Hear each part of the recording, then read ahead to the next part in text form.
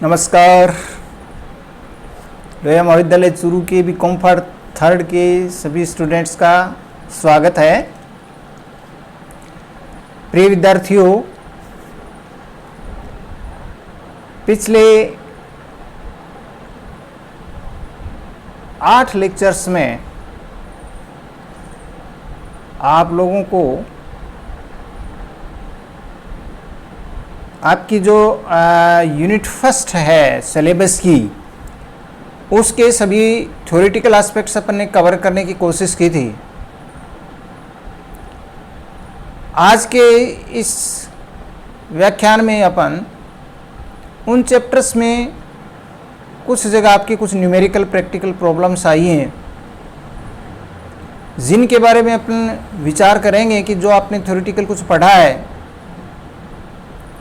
उसके प्रैक्टिकल रूप से उसको कैसे अप्लाई करते हैं, नंबर 1। दूसरी, कोई ऐसी बात छूट भी गई हो मान लीजिए, तो आपके इसमें कवर हो जाएगी।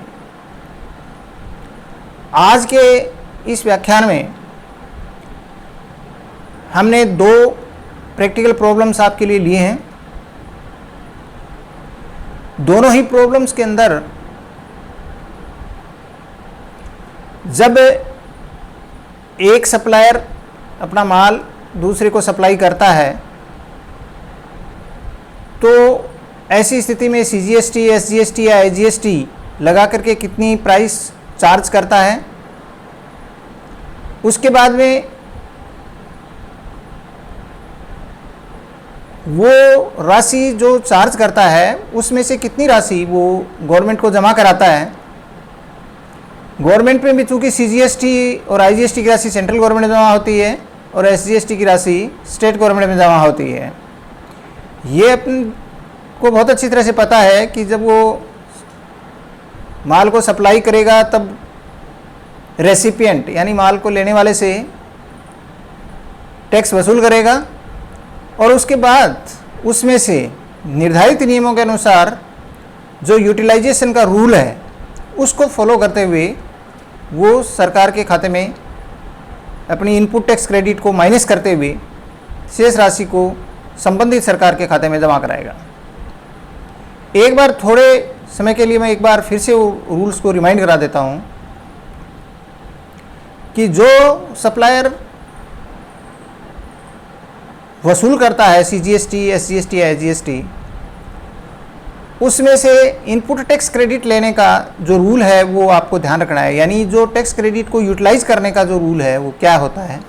बिल्कुल एक क्लियर सी बात ये होती है कि जैसे मान लीजिए CGST का कोई सप्लाई करने पर आउटपुट, ये भी ध्यान रखें आप, अगर कोई पर्सन सप्लाई करता है तो वो अगले से आउटपुट जो है वो GST वसूल करता है, और सप्लाई लेता है तो उसको अपन इनपुट GST कहते हैं, क्योंकि उसमें जमा होता है तो इसलिए इसका नाम इनपुट टैक्स क्रेडिट होता है। तो ये 2 अंतर तो आप ध्यान रखेंगे ही रखेंगे।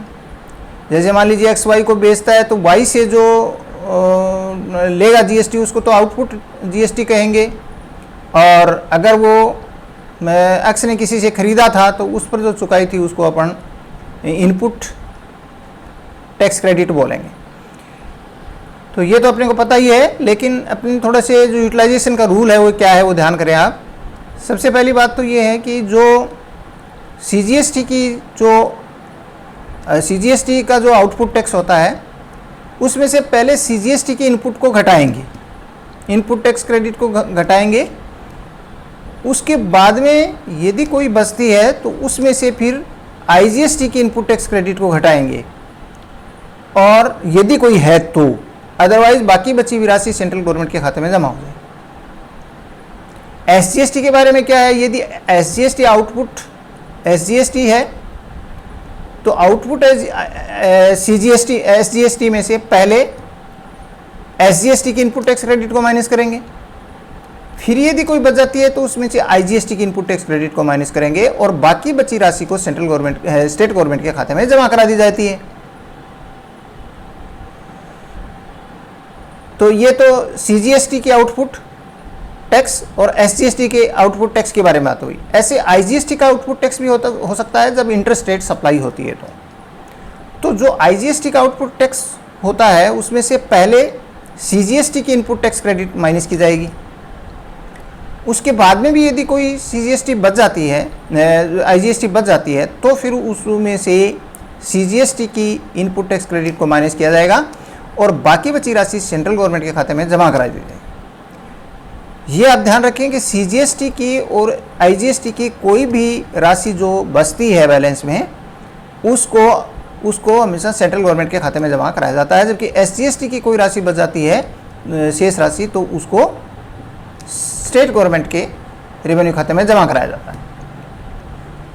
तो ये यूटिलाइजेशन का क्रम है।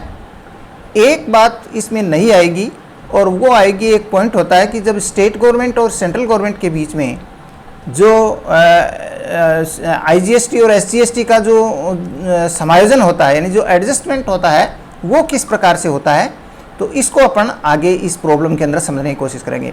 तो सबसे पहले एक अपनी प्रॉब्लम ली। इस प्रॉब्लम के अंतर्गत सीधी सी बात है कि जयपुर का X जोधपुर के Y को 80,000 रुपये की माल की आपूर्ति करता है।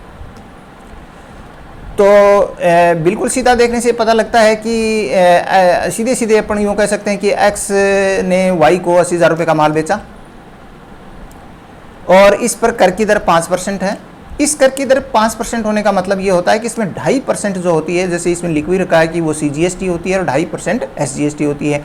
ये अपन पहले देख चुके हैं कि विद इन स्टेट कोई माल सप्लाई होता है तो जो GST की रेट होती है वो आधी आधी होती है, यानी आधी सेंट्रल गवर्नमेंट की और आधी स्टेट गवर्नमेंट की, तो CGST और SGST बोलते हैं उसको। तो अब यहाँ ये प्रश्न पूछता है सबसे पहला कि जब X ने Y को माल बेचा या आपूर्ति की तो X Y से क्या वसूल करेगा, पहला क्वेश्चन, यानी total price charge by X from Y, इसका अपन ने सॉल्यूशन दे रहे हैं। यहाँ पर बहुत सीधी सी बात यह है कि वो जो माल है उसको उसने सप्लाई किया था, तो 80,000 रुपये में उसको सप्लाई किया, 80,000 रुपये में उसको सप्लाई किया और उसके ऊपर CGST 2.5% और 2.5% SGST लग जाएगा और इस प्रकार से 2,000 लग करके 84,000 रुपये उसे चार्ज करेंगे। पहले क्वेश्चन का आंसर हो गया, बहुत सिंपल सी बात है, टैक्स जोड़ करके वसूल करेगा। सेकेंड क्वेश्चन क्या है कि Y ने Z को माल बेचा, X द्वारा विभिन्न सरकारों को दे माल और सेवा कर की राशि क्या है। अब ये दो प्रोसेस आप हमेशा ध्यान रखें। पहले तो माल जो सप्लाई करेगा तो आउटपुट GST वसूल करेगा, फिर उसमें से कितनी राशि सरकार के खजाने में जमा कराएगा, तो वो देखने के लिए सेकंड पॉइंट अपने दिया।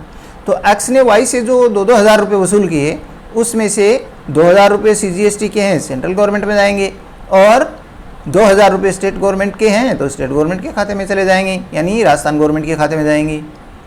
तो ये 2,000 रुपये हैं वो डिफरेंट गवर्नमेंट्स के खाते में चले जाएंगे। तो ये तो सिंपल बात हुई ना, CGST जाएगी सेंट्रल गवर्नमेंट में और SGST जाएगी स्टेट गवर्नमेंट में, या स्टेट गवर्नमेंट राजस्थान गवर्नमेंट है तो राजस्थान गवर्नमेंट के खाते में चली जाएगी।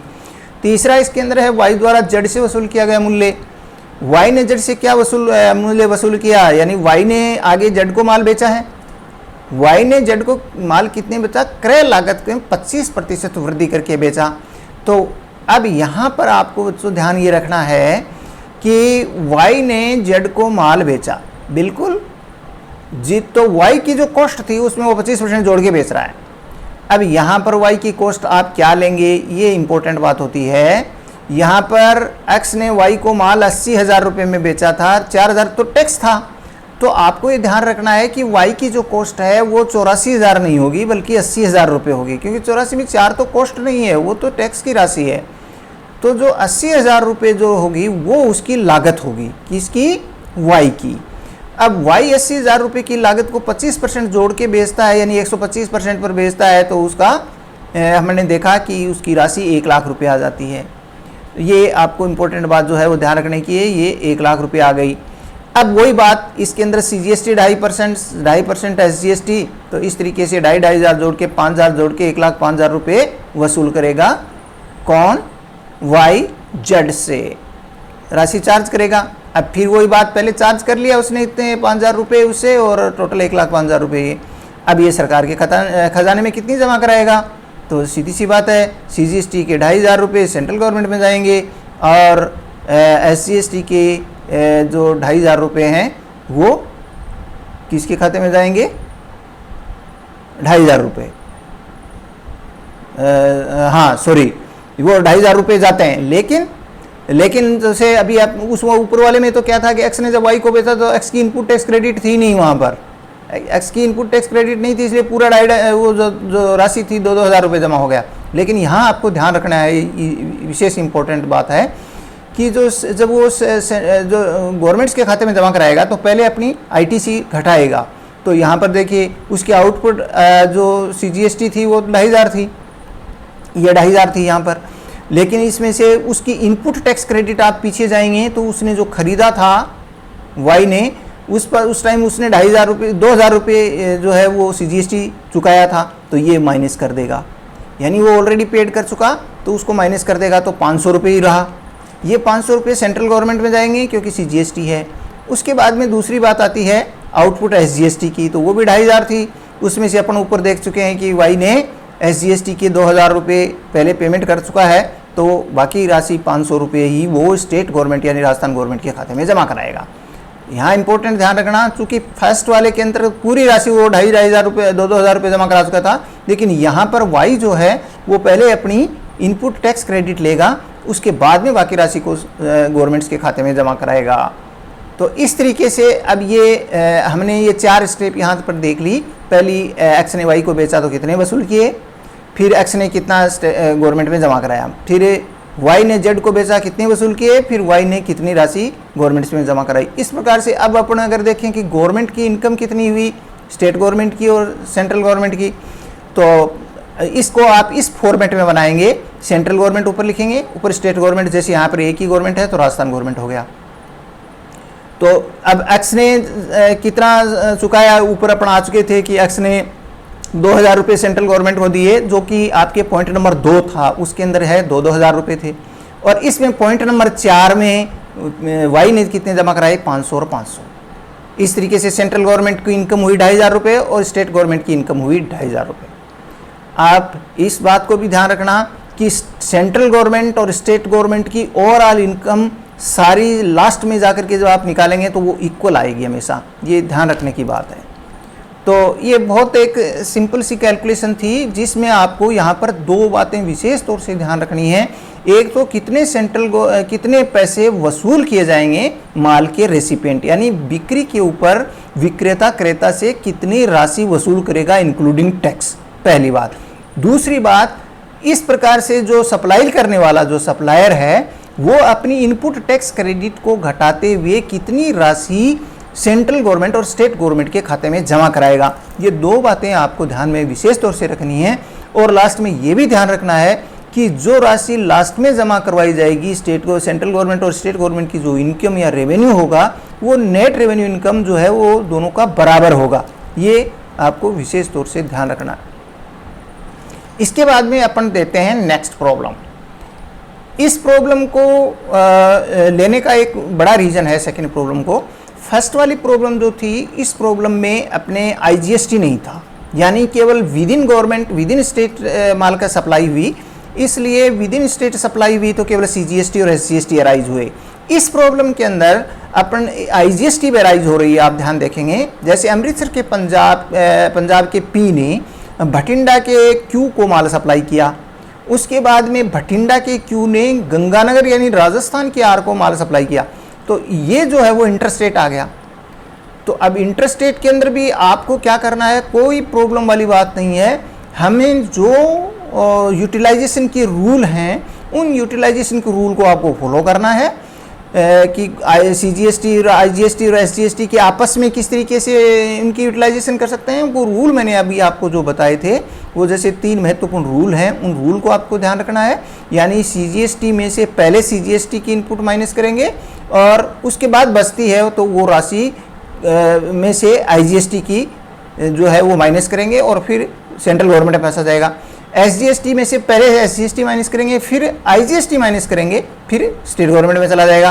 और आईजीएसटी में से पहले आईजीएसटी लेस करेंगे, फिर सीजीएसटी लेस करेंगे और बचेगा तो सेंट्रल गवर्नमेंट में चला जाएगा। और किसी भी सूरत में ध्यान रखना, एसजीएसटी और सीजीएसटी को आपस में यूटिलाइज नहीं कर सकते। ये सबसे इंपॉर्टेंट बात है जो आपको ध्यान में रखना। मैं बार बार रिपीट कर रहा हूँ इस बात को, बहुत इंपॉर्टेंट बात है ये। और इसलिए आपको जो आईटीसी को यूटिलाइज करने का जो रूल हैं उनको आपको फॉलो करते हुए इस प्रॉब्लम को अपन को सॉल्व करना है।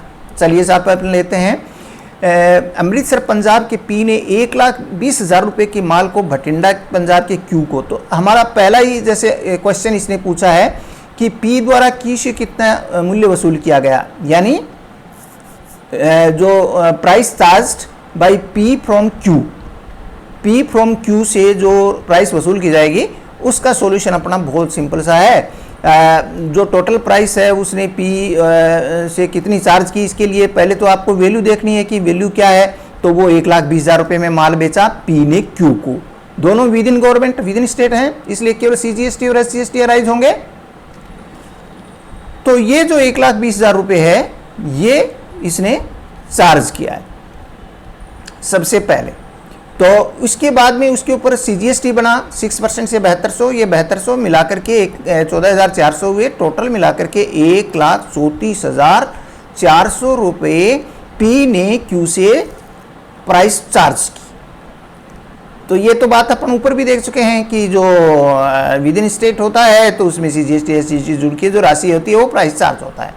अब दूसरा स्टेप ये आता है, पहला स्टेप तो ये हो गया, दूसरा वो ये पूछेगा कि इसमें से, हालांकि इसमें इसने पूछा नहीं है, लेकिन ये पूछा नहीं गया आपके क्वेश्चन में, जो आपके ऊपर क्वेश्चन दिया गया है उसमें ये नहीं कहा है, उसने पूछा नहीं है कि पी कितनी राशि सेंट्रल गवर्नमेंट के खाते में और स्टेट गवर्नमेंट के खाते में जमा कराएगा, ये पूछा नहीं है, लेकिन इट इज़ इम्प्लाइड। आपको सीधे ही फिर क्यू से आर का पूछ लिया, क्यू के द्वारा आर से क्या वसूल किया गया ये पूछ लिया। लेकिन अपने को ये ध्यान रखना है कि अपने को वो स्टेप अपने माइंड में होनी चाहिए। नहीं भी पूछता है तो भी अपन ये ध्यान रखते हैं कि इसमें से ये क्या करेगा, ये 7200 रुपये तो सेंट्रल गवर्नमेंट के खाते में जमा कराएगा और स्टेट गवर्नमेंट यानी पंजाब गवर्नमेंट के खाते में 7200 रुपये जमा होंगे, ये अपने को पता है। तो ये इसने पूछा नहीं है, लेकिन अपने को ध्यान रखना है। दूसरी स्टेप ये है, दूसरी जो आपको पूछा गया है कि क्यू ने आर से, अब यहाँ पर क्यू कौन था, क्यू वहाँ पर जो पंजाब का था व्यक्ति वो क्यू था, है ना। और इस क्यू ने क्या किया कि भटिंडा के क्यू ने ये जो माल है इसको सप्लाई किया राजस्थान गंगानगर के आर को, राइट, गंगानगर के आर को सप्लाई किया। तो ये इंटरस्टेट हो गया। और जब इंटरस्टेट माल की सप्लाई होती है तो अपन एक बात को जानते हैं कि IGST अराइज हो जाता है। तो सेकंड पॉइंट में फिर क्या होगा कि क्यू जब आर से राशि वसूल करेगा तो वो IGST उस पर लगेगी। तो यहाँ पर टोटल जो वैल्यू थी वो तो इसने कह दिया कि उसके ऊपर 120% है। कैसे कि जो 1,20,000 रुपये उसकी सप्लाई वैल्यू थी, ध्यान रखना 1,34,400 नहीं थी, ये 1,34,400 जो ऊपर शो की हुई है ये तो इंक्लूडिंग टैक्स है, तो ये 1,20,000 थी, इसको आपको लेना है बेस। तो 1,20,000 रुपये आप कभी भी भूल के भी इसको मत ले लेना। तो 1,20,000 रुपये पर 20% इसने एक्स्ट्रा किया तो 120% हमने डायरेक्ट कर लिया, तो 1,44,000 रुपये इसकी प्राइस वो हुई। लेकिन उसके ऊपर वो IGST लेगा और IGST की रेट अलग अलग नहीं होगी, वो तो 12% ही होगी और 12% करते हैं तो 17,280 आता है। और इससे ये टोटल जो प्राइस है वो 1,61,280 रुपये चार्ज की जाएगी क्यू के द्वारा आर से। क्यू भटिंडा का है, ध्यान रखना, आर गंगानगर राजस्थान का है और इससे वो IGST वसूल करेगा 12% की दर से 17,280। तो टोटल प्राइस चार्ज होगी 1,61,280। अब क्वेश्चन वही अराइज होता है जो ऊपर वाले में नहीं था, लेकिन ये इसमें से कितनी पैसे जमा कराएगा 17,280 में से क्यू द्वारा कितने स्टेट गवर्नमेंट में जमा कराएगा और कितने केंद्र सरकार में जमा कराएगा। क्योंकि वो स्टेट गवर्नमेंट में तो इसके अंदर जो है वो अपने को देखना पड़ेगा ना कि उसकी IGST टोटल कितनी थी। तो अब देखिए साहब, हुआ क्या है कि जो भी आउटपुट टैक्स होता है उसमें से जो हमारा रूल है वो यहाँ पर बड़ा इंपॉर्टेंट आपको ध्यान रखना है कि उसका आउटपुट IGST तो 17,280 है, ये उसने वसूल किया आर से। अब इसमें से कितना पैसा वो गवर्नमेंट में जमा कराएगा, डिफरेंट गवर्नमेंट यानी सेंट्रल गवर्नमेंट में कितना जमा कराएगा और स्टेट गवर्नमेंट में कितना जमा कराएगा, ये अपने को ध्यान रखना है। अब आप ये कह सकते हैं कि ये तो IGST है, तो IGST का पैसा कहाँ जमा होता है, सेंट्रल गवर्नमेंट में जमा होता है।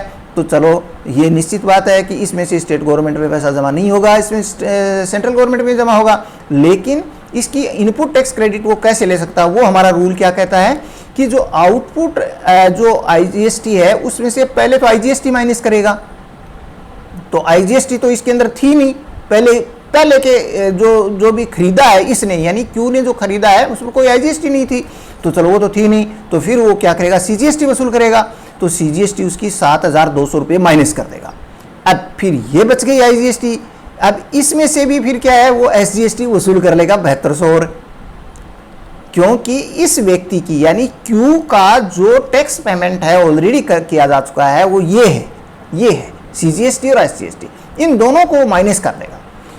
ये हमारा रूल क्या कहता है कि आउटपुट की जो आउटपुट आईजीएसटी है उसमें से दोनों घटते हैं, लेकिन पहले सीजीएसटी घटता है और फिर एसजीएसटी घटता है। तो इस तरीके से घटेगा, तो बाकी नेट अमाउंट जो बची वो 2,880 रुपये बची। ये चूंकि आईजीएसटी आउटपुट था इसलिए सेंट्रल गवर्नमेंट में चला जाएगा, नो प्रॉब्लम। बिल्कुल सीधी सी बात है कि आईजीएसटी के आउटपुट में से हम पहले आईजीएसटी घटाते हैं अगर है तो, फिर हमने सीजीएसटी घटाते हैं, फिर अपना एसजीएसटी घटाते हैं। ये घटाने का क्रम है जो मैं बार बार रिपीट कर रहा हूँ आपको। तो ये 2,880 रुपये की राशि सेंट्रल गवर्नमेंट के खाते में चली जाएगी। अब आता है कि आर ने, यानी राजस्थान के आर ने और राजस्थान के ही एस को, राजस्थान के आर ने राजस्थान के ही आर को, यानी जो हनुमानगढ़ राजस्थान के हैं उनको ये माल सप्लाई किया और वो 30% कॉस्ट में ऐड करके किया। तो अब जो क्यू आर ने जो एस को पेमेंट किया, आर ने जो एस को जिस कीमत पर माल बेचा उसके बारे में आपको ध्यान रखना है कि उसमें वो 30% जोड़ रहा है।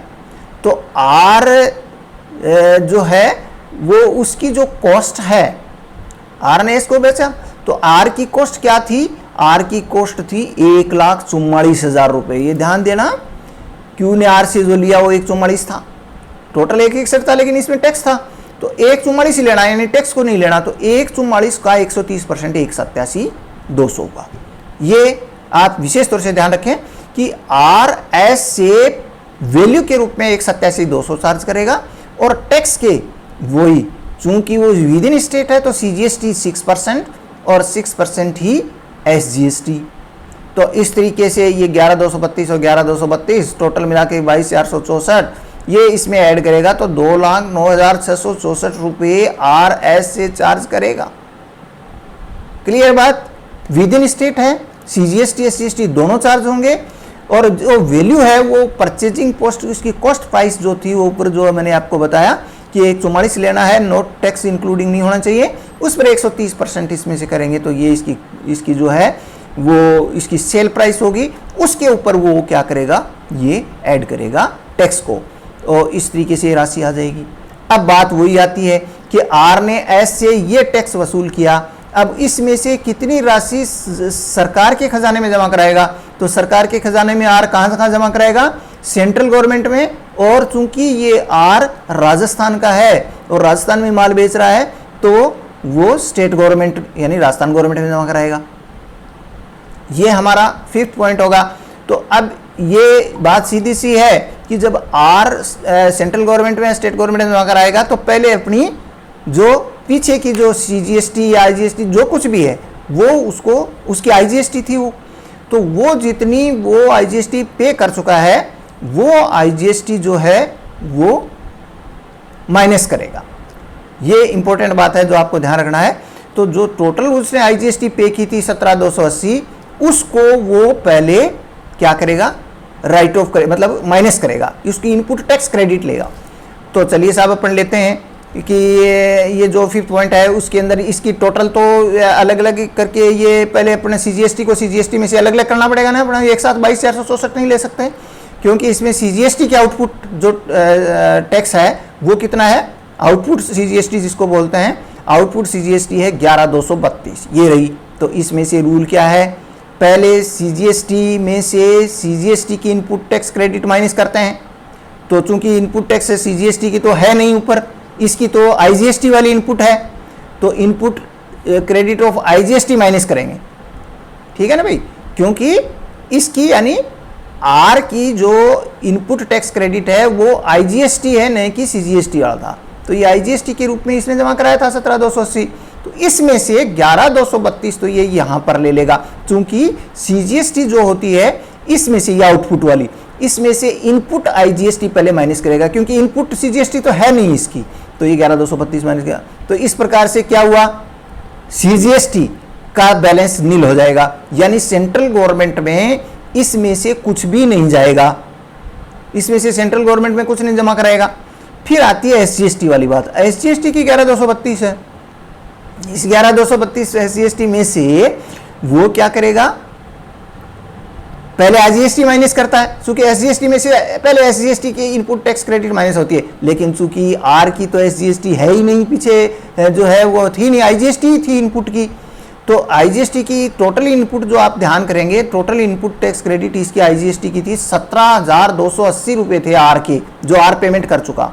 इसमें से 11,232 तो वो यहाँ पर सीजीएसटी में से माइनस कर चुका। अब बाकी बच गया 6,048 रुपये। आपको क्या देना कि आप कह सकते हैं, आपका क्वेश्चन ही हो सकता है कि 6,048 कहाँ से आया। तो बच्चों ऐसा है कि ये जो कुल इसकी आईजीएसटी की जो इनपुट टैक्स क्रेडिट थी वो 17,280 रुपये थी। ये रहे इनपुट आईजीएसटी, ये आईजीएसटी जो थी 17,280 की थी, जो उसने टैक्स के रूप में जमा कराया था। तो इसमें से 11,232 तो ये सीजीएसटी में से माइनस कर देगा, और बाकी चूंकि इसको रूल के अनुसार मिलती है तो एसजीएसटी में से माइनस कर देगा 6,048 रुपये से। अब बाकी बच गई जो एसजीएसटी की आउटपुट है वो 5,184 रुपये की बैलेंस की राशि स्टेट गवर्नमेंट यानी राजस्थान गवर्नमेंट के खाते में जमा कराएगा, राजस्थान गवर्नमेंट के खाते में जमा कराएगा। तो इस तरीके से इसकी जो है वो कुल जो राशि जो है वो अलग अलग दोनों गवर्नमेंट में, यानी सेंट्रल गवर्नमेंट में निल और स्टेट गवर्नमेंट यानी राजस्थान गवर्नमेंट के खाते में 5,184 रुपये कौन जमा कराएगा, आर जमा कराएगा। ये 5वां पॉइंट हो गया। हर बार आप देखते हैं हर स्टेप के मैक्सिमम 2 पॉइंट होंगे, एक ट्रांजैक्शन के 2 पॉइंट होंगे। एक तो एक ट्रांजैक्शन हुआ तो सप्लायर ने रेसिपिएंट से कितनी राशि कुल ली इंक्लूडिंग टैक्स, दूसरा उस टैक्स में से अपनी आईटीसी को माइनस करते हुए स्टेट गवर्नमेंट और सेंट्रल गवर्नमेंट में कितना जमा कराया। ये हर एक ट्रांजैक्शन यानी सप्लाई के 2 पार्ट होते हैं। उसके बाद में लास्ट में आपको क्या करना होता है कि आपको ये बताना होता है कि हर स्टेट गवर्नमेंट और सेंट्रल गवर्नमेंट की जो नेट रेवेन्यू कितनी हुई, ये बताने के लिए आपने ऊपर जो हर ट्रांजैक्शन की सेकंड स्टेप आपने ली है, यानी जो प्रत्येक सप्लायर ने कितना स्टेट और सेंट्रल गवर्नमेंट जमा कराया वो तो आपको लेना है क्लियर। जैसे इस एग्जांपल में फर्स्ट स्टेप के बाद में सेकंड वाला वो जमा कराने वाला नहीं पूछा है इसने, लेकिन अपन मानते हैं कि भी जब उसने टैक्स वसूल किया तो वो जमा कराएगा, उसकी कोई इनपुट टैक्स क्रेडिट नहीं थी तो वो जमा कराएगा, तो वो पूरी राशि वो जमा कराया जाएगा। उसके बाद में आगे जैसे क्यू ने जमा कराया, आर ने जमा कराया, तो जो राशि है वो अपने को निकाली भी है वो लिख देंगे। जैसे ये पूछ रहा है, ये net total revenue earned by central and state government. यहाँ पर एक बात समझने की है कि यहाँ पर सेंट्रल गवर्नमेंट तो एक ही हुई, लेकिन स्टेट गवर्नमेंट 2 आ गई, एक तो पंजाब में हुई और एक राजस्थान हुई। पंजाब में भी ट्रांजैक्शन हुआ और पंजाब गवर्नमेंट से पंजाब से राजस्थान में भी माल सप्लाई हुआ, तो यहाँ पर 2 स्टेट गवर्नमेंट इन्वॉल्व हो गई, एक सेंट्रल गवर्नमेंट हो गई। इसलिए अपने इस फॉर्मेट में एक सेंट्रल गवर्नमेंट, पंजाब गवर्नमेंट और राजस्थान गवर्नमेंट है। हम देखते हैं कि हमारा जो पहला ट्रांजैक्शन हुआ था जिसके अंदर पी ने क्यू को माल सप्लाई किया, तो उसकी सीजीएसटी 7200 थी और एसजीएसटी 7200 थी, तो दोनों सेंट्रल गवर्नमेंट की 7200 की इनकम हुई, पंजाब गवर्नमेंट की 7200 की भी। राजस्थान गवर्नमेंट तो कहीं इन्वॉल्व है ही नहीं उसमें, तो 7200 रुपये आ गया। ये पॉइंट उस फर्स्ट पॉइंट का सेकंड पार्ट होता जो अपने को समझने की बात है। इसके बाद में अपनी जो दूसरी बिक्री हुई थी पी से क्यू की बजाय क्यू से आर को, ये क्यू से आर को जो वाली बिक्री है इसके ऊपर जो टैक्स बना था उसके अंदर अपन निकाल चुके हैं 2,880 रुपये। ये आपके थर्ड पॉइंट में आपको 2,880 रुपये मिलेगा। ये किसके द्वारा, वाई क्यू सेंट्रल गवर्नमेंट और अगर स्टेट गवर्नमेंट है, इनको जो भी राशि होती है वो क्यू के द्वारा गवर्नमेंट को जमा कराई गई वो राशि है, और वो चूंकि सेंट्रल गवर्नमेंट को ही गई है, वो आईजीएसटी था इसलिए आउटपुट आईजीएसटी सेंट्रल गवर्नमेंट को दिया, विद इन स्टेट नहीं था ना, इसलिए ये राशि जो है वो नेट रूप से 2,880 रुपये इनपुट टैक्स क्रेडिट घटाने के बाद सेंट्रल गवर्नमेंट में जमा हुई, तो ये 2,000 सेंट्रल गवर्नमेंट में आएगी, यहाँ ये कुछ नहीं आएगा। इसके बाद में आर ने जो राशि जमा कराई सेंट्रल गवर्नमेंट और स्टेट गवर्नमेंट में, वो अपने को यहाँ देखनी है। देखिए ये रही SGST पेबल बाई आर। तो आर ने CGST का तो यानी सेंट्रल गवर्नमेंट में तो नील जमा कराया और स्टेट गवर्नमेंट में 5,184 रुपये जमा कराई। तो ये राशि अपन ने यहाँ लिख दी। यहाँ पर तो कुछ भी जमा नहीं हुआ क्योंकि वो पूरी उसने रिकवर कर लिया था। तो 5,184 रुपये ही आर ने राजस्थान गवर्नमेंट में जमा कराएगा SGST के रूप में, जो बची हुई शेष राशि रिकवर करने के बाद, IGST घटाने के बाद। तो ये 5,184। तो ये तो पूरा हिसाब अपना यहाँ तक का हो जाता है। ये हर ट्रांजैक्शन के 2 पार्ट हो जाते हैं, और एक टोटल राशि वसूल की गई वो, और फिर स्टेट और सेंट्रल गवर्नमेंट में जमा कराई वो। तो वो हमारे इससे हम ऊपर जो कैलकुलेशन कर रहे होते हैं उनमें से सीधा आपको उतारना होता है कि वो अगर स्टेट गवर्नमेंट में है तो स्टेट गवर्नमेंट में चला जाता है, और सेंट्रल गवर्नमेंट में है या IGST है तो सेंट्रल गवर्नमेंट में चला जाता है। CGST सेंट्रल गवर्नमेंट में और IGST का सेंट्रल गवर्नमेंट। तो इस तरीके से ये जो डिवीजन होने के बाद, यहाँ तक का काम करने के बाद, ये वाली जो प्रक्रिया है ना, इस प्रक्रिया को आपको विशेष तौर से नई बात है जो आपको समझने की है। देखिए ये इनकम आप कह सकते हैं कि सेंट्रल गवर्नमेंट ने ये कमाया, लेकिन अभी हमारा ये फाइनल इसलिए नहीं हुआ कि जब प्रश्न में कोई IGST अराइज हो जाती है, जब प्रश्न में IGST अराइज हो जाती है तो फिर स्टेट गवर्नमेंट और सेंट्रल गवर्नमेंट में एडजस्टमेंट करना पड़ता है। इसका एक कारण होता है, अपनी जानते हैं कि ये टैक्स जो होता है वो डेस्टिनेशन बेस्ड टैक्स होता है। डेस्टिनेशन बेस्ड टैक्स होने के अंदर क्या होता है, स्टेट गवर्नमेंट को माल जो रेसिपिएंट गवर्नमेंट है, जैसे यहाँ पर पंजाब गवर्नमेंट हुई और एक हुआ राजस्थान गवर्नमेंट, तो ऐसी स्थिति के अंदर ये जो चीज़ें होंगी, वहाँ पर पंजाब गवर्नमेंट सेंट्रल गवर्नमेंट को माल वो उसमें ट्रांसफ़र करती है, फिर सेंट्रल गवर्नमेंट होती है वो कितनी राशि राजस्थान गवर्नमेंट को ट्रांसफ़र करती है। तो ये बातें इसमें इन्वॉल्व हो जाती हैं। तो एक ही स्टेट से दूसरे स्टेट में माल के सप्लाई होते ही आपको देखिए 4 जगह राशि लिखनी पड़ी। एक तो जिस स्टेट ने सप्लाई किया है दूसरे स्टेट को, तो सप्लायर करने वाले स्टेट और सेंट्रल गवर्नमेंट का, और दूसरी स्थिति थी जिसमें रेसिपिएंट और सेंट्रल गवर्नमेंट का। तो कहने का अभिप्राय ये हुआ कि जो वसूल तो कर रहा है कौन सी गवर्नमेंट, सप्लाई करने वाली यानी पंजाब गवर्नमेंट, लेकिन ये इनकम किसकी थी, ये इनकम थी राजस्थान गवर्नमेंट की, क्योंकि ये जो GST के जो नया नियम लागू कर रहा है ये वास्तव में डेस्टिनेशन बेस्ड है, न कि ओरिजिन बेस्ड। तो डेस्टिनेशन इसका कौन सा था, राजस्थान गवर्नमेंट, तो वो इनकम राजस्थान गवर्नमेंट की होती है। तो इसकी एक प्रक्रिया है जो इस प्रकार से चलती है। तो इसके लिए आपको क्या ध्यान रखना है, एक बहुत मोटी मोटी सी बात ये होती है कि यदि किसी भी ऊपर की कैलकुलेशन में जहां पर भी वो वाला जो पॉइंट होता है, जिस पॉइंट के अंदर IGST और CGST या IGST और SGST का कोई इनपुट टैक्स क्रेडिट का कोई कहीं घालमेल है, तो उस पॉइंट को आप विशेष तौर से देखें। जैसे मैं आपको बताऊं कि ये पॉइंट नंबर, जैसे यहां पर कौन सा है, पॉइंट नंबर 3 देखना आप। इस पॉइंट नंबर 3 में आउटपुट IGST 17,280 है, और इसमें से ये तो CGST IGST तो भाई है दोनों, तो इनका कोई हिसाब किताब नहीं करना। ये जो है ना, ये SGST अलग आ गया, ये स्टेट गवर्नमेंट का है, और ये तो दोनों सेंट्रल गवर्नमेंट के थे। तो यदि किसी सेंट्रल गवर्नमेंट के इनकम में से, ध्यान करें ये इनकम सेंट्रल गवर्नमेंट की थी, इसमें से स्टेट गवर्नमेंट अगर खा गई 7200 रुपये स्टेट गवर्नमेंट खा गई, तो ये जो स्टेट गवर्नमेंट की जो इनकम खाई है उसने, इस स्टेट गवर्नमेंट की इस इनकम को जब 7200 रुपये जो माइनस किए गए हैं, ये 7200 रुपये चूंकि स्टेट गवर्नमेंट है, चूंकि सेंट्रल गवर्नमेंट की इनकम यहाँ पर कम हो गई है, और तो इस जो पूर्ति की गई जो इनपुट टैक्स क्रेडिट है 7200 रुपये, ये सेंट्रल गवर्नमेंट की इनकम में ट्रांसफर करनी है। तो यहाँ पर 7200 रुपये ये जो SGST माइनस किया ना, इसको इस गवर्नमेंट को देना है, यानी ये इनकम में से यहाँ माइनस किया तो सेंट्रल गवर्नमेंट में ट्रांसफर करना है। तो आपको पहला काम क्या करना है, एडजस्टमेंट में IGST SGST का आप देखना है, बस सीधी सी बात है। और यदि आउटपुट में से नेट इनकम तो आउटपुट वाली है ना, ये तो माइनस हो रही है, तो अगर कोई इनकम IGST वाली इनकम में से माइनस कर रहे हैं तो फिर सेंट्रल गवर्नमेंट को देना है, पैसा रिमबर्स करना है, तो 7200 सेंट्रल गवर्नमेंट में चला जाएगा, प्लस हो जाएगा।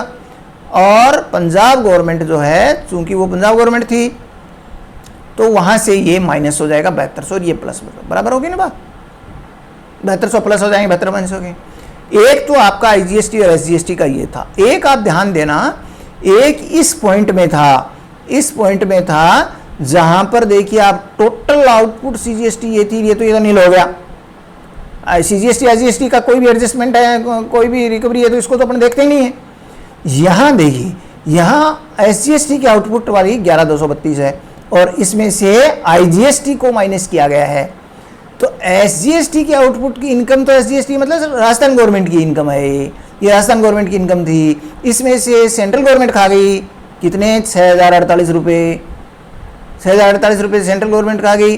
तो ये सेंट्रल गवर्नमेंट वाले ये जो 6048 रुपये हैं, जिसको यहाँ पर माइनस किया गया है, इस स्टेट गवर्नमेंट की इनकम को कम कर दिया, तो ये सेंट्रल गवर्नमेंट पैसा देगी। किसको देगी? स्टेट गवर्नमेंट यानी राजस्थान गवर्नमेंट को देगी। तो 6048 रुपये सेंट्रल गवर्नमेंट से, यानी IGST means central government, CGST means central government, तो आईजीएसटी सेंट्रल गवर्नमेंट से स्टेट गवर्नमेंट यानी राजस्थान गवर्नमेंट को 6048 रुपये ट्रांसफर होंगे। तो ये आप यहाँ पर देखेंगे, ये 6048 रुपये सेंट्रल गवर्नमेंट से माइनस स्टेट गवर्नमेंट के 6048 रुपये, नहीं राजस्थान गवर्नमेंट के 6048 प्लस हो जाएंगे। तो एडजस्टमेंट आपको दोनों गवर्नमेंट्स वाले में, दोनों जगह आपको एडजस्टमेंट करने हैं। पहला एडजस्टमेंट तो आपको कौन सा करना है, जो सप्लायर स्टेट है उस सप्लायर स्टेट की जो आईजीएसटी और एसजीएसटी में जो समायोजन किया गया वो आपको ट्रांसफर करना है। और फिर रेसिपिएंट स्टेट के आईजीएसटी और एसजीएसटी के अंदर जो किया गया वो करना आपको। तो इस तरीके से ये एडजस्टमेंट करने के बाद आप देखेंगे ध्यान से, तो इसका टोटल आता है 11232, ये बराबर हो गया, और ये भी 11232, ये दोनों बराबर हो जाते हैं। मैंने आपको कहा कि लास्ट आपका सॉल्यूशन जो है उसमें सीजीएसटी यानी सेंट्रल गवर्नमेंट की इनकम और स्टेट गवर्नमेंट की इनकम दोनों इक्वल होंगी। ये आपका एक विशेष ध्यान रखना है। अगर कहीं गलती होगी तो आपका पकड़ में आ जाएगी कि आपने कोई गलती की है। अल्टीमेटली मैंने आपको लिख दिया है कि ये दोनों इक्वल होंगे। दूसरी बात ये जो मैंने आपको बताई कि यदि सेंट्रल गवर्नमेंट की और या चाहे स्टेट गवर्नमेंट की हो, कोई भी लॉस हो रहा है यानी माइनस कर रहे हैं इनपुट क्रेडिट के रूप में, तो वो एक गवर्नमेंट के द्वारा दूसरे गवर्नमेंट को उसकी पूर्ति की जाती है, कंपेंसेट किया जाता है जितनी इनपुट टैक्स क्रेडिट ली गई है। लेकिन ये एसजीएसटी और आईजीएसटी में ही आपस में हो सकता है। सीजीएसटी और एसजीएसटी की पूर्ति चूंकि आपस में कर ही नहीं सकते, इसलिए उसका आपको ध्यान नहीं रखना। यदि कोई पूर्ति आईजीएसटी सीजीएसटी में से हो रहा है तो भी आपको ध्यान नहीं रखना, क्योंकि वो तो दोनों सेंट्रल गवर्नमेंट की ही इनकम होती हैं। हमें ध्यान क्या रखना है कि यदि टैक्स जमा कराते समय कोई कोई इनपुट टैक्स क्रेडिट आईजीएसटी और एसजीएसटी के आपस में ली गई हैं, तो वो हमें ध्यान रखना है कि उसका आपको एडजस्टमेंट करना है। और जिस में से माइनस किया गया, जैसे आईजीएसटी में से माइनस किया गया है तो सेंट्रल गवर्नमेंट की कम हो गई, तो इसलिए वो स्टेट गवर्नमेंट से सेंट्रल में जाएगी, तो स्टेट से माइनस हो जाएगी, सेंट्रल में प्लस हो जाएगी। यदि एसजीएसटी में से आईजीएसटी माइनस किया गया है तो स्टेट गवर्नमेंट की इनकम कम हो गई, और तो स्टेट गवर्नमेंट की इनकम कम हो गई, स्टेट गवर्नमेंट के आउटपुट में से कम हुआ है, तो स्टेट गवर्नमेंट की उसमें जाएगी और सेंट्रल गवर्नमेंट में से माइनस हो जाएगी। तो ये बातें आपको ध्यान में रखते हुए इसका एडजस्टमेंट करना है। तो ये बहुत एक इम्पोर्टेंट एस्पेक्ट था, जो कि इनपुट टैक्स क्रेडिट को यूटिलाइज करने का और विभिन्न गवर्नमेंट्स के खाते में जमा कराने का, और ओवरऑल डिफरेंट गवर्नमेंट्स के रेवेन्यू इनकम कितनी हुई इसको बताने वाला ये दो एग्जाम्पल मैंने आपको यहाँ पर डिस्क्राइब किए हैं। आप जो बुक लाएं, वो बुक जो भी हो आपके पास अवेलेबल हो, अभी नई बुक प्रिंट होके आ जाएंगी। जैसे पर्टिकुलरली जो हैं वो पब्लिशर्स की किताबें अपनी चल रही हैं अभी, और भी अवेलेबल हो सकती हैं आपको कहीं से भी। आप जो है वो पीडीएफ फॉर्म में आपको हो सकता है कि कहीं नेट पर भी अवेलेबल हो जाएं, लेकिन जहाँ पर भी हो इससे रिलेटेड प्रॉब्लम्स को आप ज़रूर डिस्कस करेंगे, उसको आप ज़रूर पेपर पर निकालने की कोशिश करेंगे, जिससे आपके ये चीज़ें क्लियर हो जाएंगी। तो आज के इस व्याख्यान में बच्चों इतना ही, धन्यवाद।